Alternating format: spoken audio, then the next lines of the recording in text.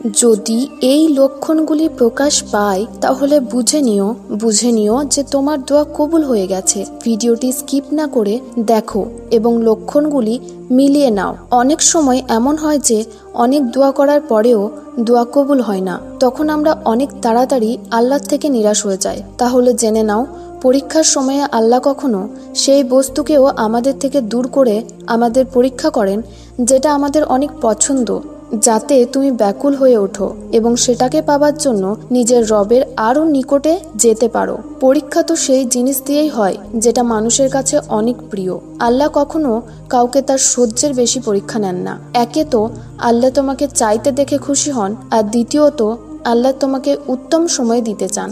যখন শব্দরা আমাদের মনের কথা বলতে ব্যর্থ হয়ে যায় এবং আমাদের অশ্রু আমাদের কষ্টের কথা বলে, এটাই তো সবরের শেষ দরজা। যখন সবকিছু অসম্ভব মনে হয় তবুও মন বলে আর একটু সবর করে নাও, তোমার রব রাস্তা বানিয়ে দেবেন। এটাই তো রবের উপরে বিশ্বাস। হযরত আলী রাদিয়াল্লাহু আনহু বলেছেন, যখন দোয়া করার সময় তোমার চোখ দিয়ে অশ্রু ঝরতে থাকে তাহলে বুঝে নিও তোমার দোয়া বারগায়ে ইলাহিতে কবুল হয়ে গেছে। তার মানে এটা দোয়া কবুলের লক্ষণ। যদি কখনো মনে হয় যে তুমি যা চেয়েছো তা পাবে না, তাহলে মনে রেখো যে তুমি কোন জাতের কাছে চেয়েছো, কার কাছে চেয়েছো। তোমার দোয়াকে আল্লাহ আগেই কবুল করে নেন, তারপর তিনি তোমাকে পরীক্ষায় ফেলেন যাতে তিনি দেখতে পান তুমি তার উপরে কতটা বিশ্বাস করো, তোমার রবের প্রতি ইয়াকিন কতটা মজবুত। রাতে ঘুমাতে না পেরে তুমি কেঁদে বালিশ ভেজাও, সেটাও জানেন। বাস তুমি ভরসা রেখো, কারণ তোমার সবর আর বিশ্বাস তোমাকে খুনের গন্তব্যে নিয়ে যাবে। তিনি তো চান তার বান্দা তার কাছে চাক, তিনি দেবার বাহানা খুঁজেন। তাহলে তুমি চাইতে গিয়ে কেন ক্লান্ত হয়ে যাচ্ছ? যখনই দোয়া করবে এই বিশ্বাসের সাথে করবে যে আমার আল্লাহ অবশ্যই আমাকে দিবেন। কখন, কিন্তু, কিভাবে, এটা কি সম্ভব? এই সব ধারণা বাদ দাও। কবুলিয়তের অন্য আরেকটি লক্ষণ হলো দোয়া করার সময় নিজের গুনাহের জন্য লজ্জিত হওয়া এবং মন থেকে তওবা করা। মনে এই খেয়াল আসা যে এই গুনাহ আর কখনো হবে না। যখন তুমি তোমার রবকে ডাকবে, পূর্ণ বিশ্বাসের সাথে ডাকবে, দেখবে আল্লাহ অবশ্যই তোমার ডাকে সাড়া দিবেন। তুমি জানো দোয়া মুকাদ্দারের মোড় ঘুরিয়ে দেয়। তুমি যতটা পারো দোয়া করো আর বাকি আল্লাহর উপরে ছেড়ে দাও, কারণ ওই দোয়াকে পূরণ করার ক্ষমতা শুধু আল্লাহর কাছে আছে। দোয়া মুমিনের হাতিয়ার। যারা দোয়াতে বিশ্বাস করে তারা তাদের গন্তব্য ঠিকই পেয়ে যায়। আল্লাহ জানেন যে এই একটা জিনিস তোমাকে কতটা ঘায়েল করছে। তোমার নিস্তব্ধতার পেছনে সবরের ব্যাপারে আল্লাহ খুব ভালো জানেন। তুমি জানো তোমার কাছে অনেক দামি একটা বস্তু আছে যেটা খুব কম মানুষের কাছেই থাকে। আল্লাহ এটা তাকে দেন যাকে তিনি পছন্দ করেন। আর জানো সেটা কি? সেটা হলো অন্যের কষ্টকে অনুভব করতে পারা এবং দুয়ার তৌফিক পাওয়া। এর মধ্যে যদি কোনো কিছু তোমার মধ্যে থেকে থাকে তাহলে তুমি মনের দিক থেকে অনেক ধনী এবং আল্লাহর পছন্দের বান্দা। আর দোয়া কবুলের সবথেকে বড় একটা লক্ষণ এটাই যে দুয়ার তৌফিক পাওয়া। আল্লাহ তোমাকে তোমার পছন্দের জিনিসটা দিতে চান বলেই না তোমাকে দোয়া করার তৌফিক দিয়েছেন। আল্লাহ দোয়া তো এই জন্যই বানিয়েছেন যে দুয়ার বদলে বান্দাকে তার চাওয়া প্রিয় বস্তু দিতে পারেন। দোয়া করতে থাকুন, ইনশাআল্লাহ অবশ্যই কবুল হবে। অনেকেই মেসেজ করে বলেন আমাদের দোয়া তো কবুল হয় না, আবার অনেকে তো হতাশ হয়ে গেছে।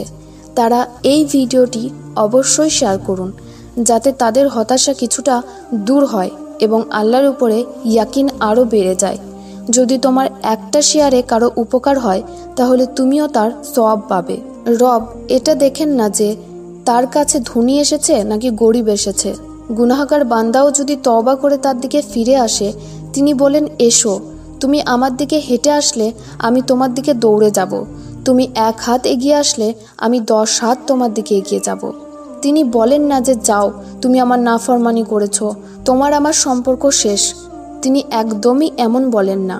তিনি বলেন এসেছো, এসো, চাও আমার কাছে, সত্য অন্তর থেকে চেয়ে তো দেখো, আমি দেব তোমাকে। আল্লাহ রাজি হবেন খুব শীঘ্রই।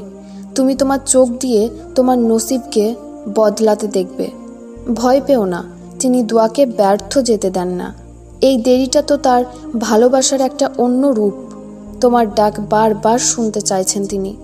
যার ডাক তিনার ভালো লাগে তাকে তিনি বারবার শুনতে চান।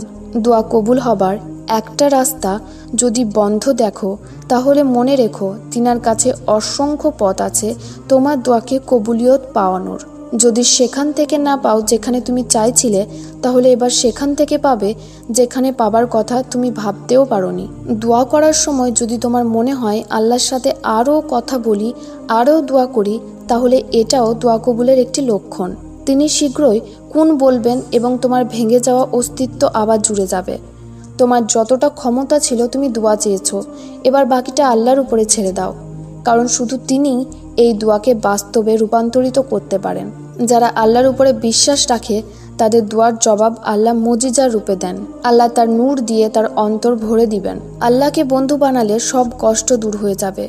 কখনো আল্লাহকে বন্ধু বানিয়ে তো দেখো, তার জন্য রাত জেগে কিয়াম করে তো দেখো, কখনো আল্লাহর উত্তর না আসা পর্যন্ত সবর করে তো দেখো। আল্লাহর উপরে ভরসাকারীরা লোকে কি বলছে তাতে দৃষ্টিপাত করে না, কারণ তারা জানে আল্লাহ আর রহমান, তিনি ইয়া মুজিব, অর্থাৎ দোয়া কবুলকারী। দুঃখী মন আল্লাহ ছাড়া আর কার আশ্রয় পাবে? এক আমাদের আল্লাহ আছেন যিনি কষ্টের সময়ে, ব্যর্থতার সময়ে আমাদের সাথে থাকেন। আল্লাহ তোমার জন্য অনেক সুন্দর কিছু প্ল্যান করে রেখেছেন। তার উপরে ভরসা রাখো এবং দোয়া চালিয়ে যাও।